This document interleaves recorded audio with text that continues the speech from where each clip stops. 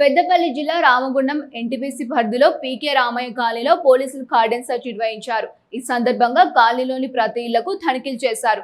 ఎలాంటి ధృవీకరణ పత్రాలు లేని 65 బైకులు, 3 ఆటోలు, కార్లను సీజ్ చేశారు. కాలనీలో తప్పనిసరి సీసీ కెమెరాలు ఏర్పాటు చేయాలని సందర్భంగా సీఐ కృష్ణకుమార్ సూచించారు. గుర్తు తెలియని వ్యక్తులు సంచరిస్తే తమకు సమాచారం ఇవ్వాలని సూచించారు. ఈ ప్రాంతంలో వివిధ రాష్ట్రాలకు చెందిన వారు ఉంటారనే ఉద్దేశంతో ఎప్పటికప్పుడు తనిఖీలు నిర్వహిస్తున్నామన్నారు. సైబర్ క్రైమ్ పట్ల ప్రజలు అప్రమత్తంగా ఉండాలన్నారు.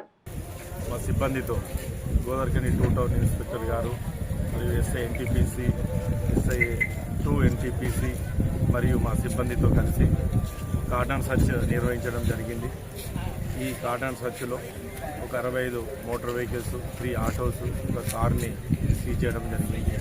ఇది ముఖ్యంగా సిపి రామగుండం గారి ఆదేశాల మేరకు, డీసీపీ పెద్దపల్లి సార్ సూచన మేరకు, ఏసీపీ గోదావరిఖని గారి ఆధ్వర్యంలో ఈ కార్డన్ సర్చ్ జరుగుతుంది.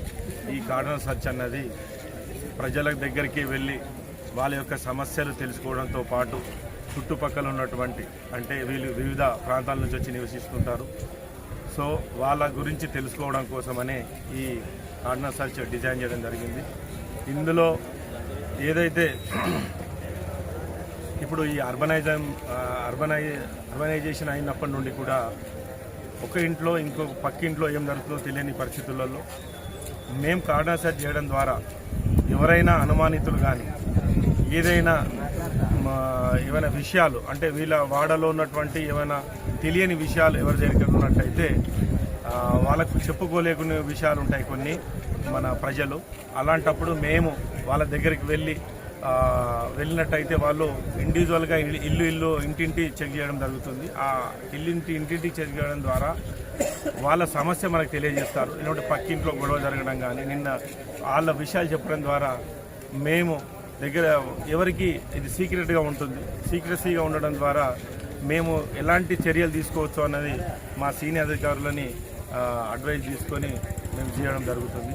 సో ఈ పీకే రామయ్య కాలనీలో ముఖ్యంగా అన్ని రాష్ట్రాల ప్రజలు నివసిస్తున్నారు. సో ఈ ప్రస్తుతానికి ఇక్కడ వీళ్ళందరికీ కూడాను మేము డైల్100 కానీ మేము పోలీసులము మేము నిర్వహించే డైల్100కి సంబంధించి సైబర్ క్రైమ్ సంబంధించి, అదేవిధంగా సైబర్ క్రైమ్ ఫ్రాడ్కి సంబంధించి, అదేవిధంగా లా అండ్ ఆర్డర్కి సంబంధించింది, అదే ట్రాఫిక్కు సంబంధించింది, చైల్డ్ మ్యారేజ్కి సంబంధించింది, పిల్లలు చెడు నడత కాకుండా ఎలాంటి సెక్యూరిటీ మెజర్స్ తీసుకోవాలా దానికి సంబంధించి అందరికీ ఎక్స్ప్లెయిన్ చేయడం జరిగింది. సో వాళ్ళందరూ కూడా, మీరందరూ కూడా, ఇక్కడికి వచ్చిన ప్రజలు కూడా సహకరించినారు. అందరికీ